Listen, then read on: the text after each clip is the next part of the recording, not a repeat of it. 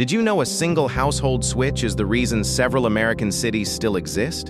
In January 1961, a B-52 broke apart over Goldsboro, North Carolina. 2 hydrogen bombs fell free. One of them armed itself on the way down. Its parachute deployed. It landed in a field. A later declassified report confirmed that 3 of 4 arming mechanisms had activated.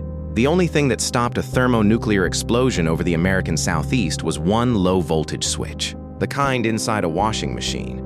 Officials knew this for 50 years. They told the public almost nothing.